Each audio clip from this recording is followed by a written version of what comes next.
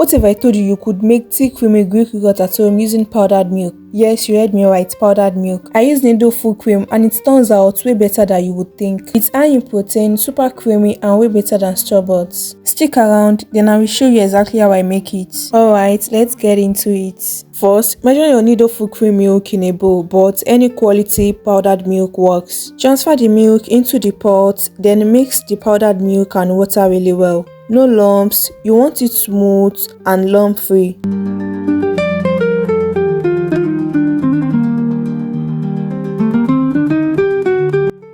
Now heat it up to 180°F or 82°C. This helps the protein set so your yogurt turns out thick and creamy. If you don't have a thermometer, no problem, just heat it up until it's steamy and just before it boils. Let the milk cool down to 110°F or warm but still comfortable to touch, not hot.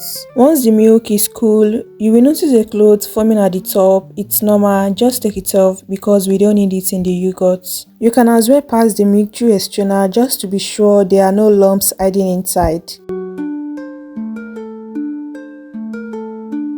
To check the temperature of the milk, whether it's still hot or cool if you don't have a thermometer, just dip in your clean finger. If it feels warm, then it's ready. For today's recipe, we'll be using unsweetened yogurt with live culture.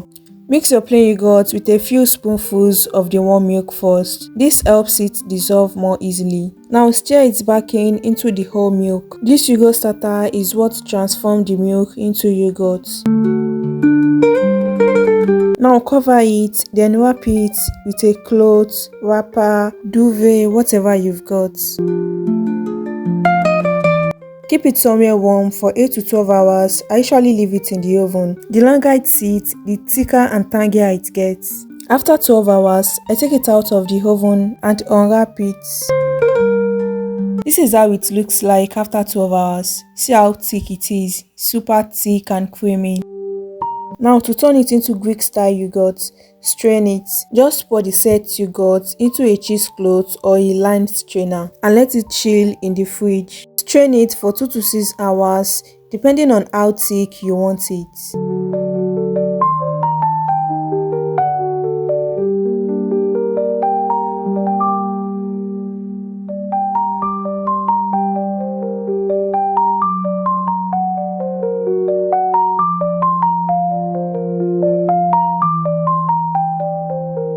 Keep the whey.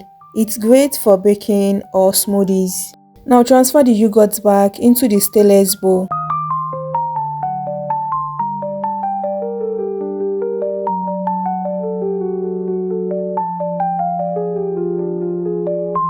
Now mix the Greek yogurt with an electric hand mixer. To make the yogurt more smoother, you can also use hand whisk. It also works great.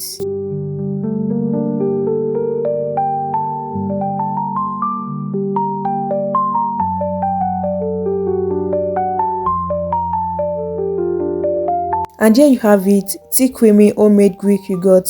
Top it with honey, berries or just eat it straight up. Trust me, once you try this, you will never go back to store-bought. It's high in protein, thick like store-bought but way cheaper and no mystery ingredients. Just real yogurt made by you. And the best part, you can keep this going.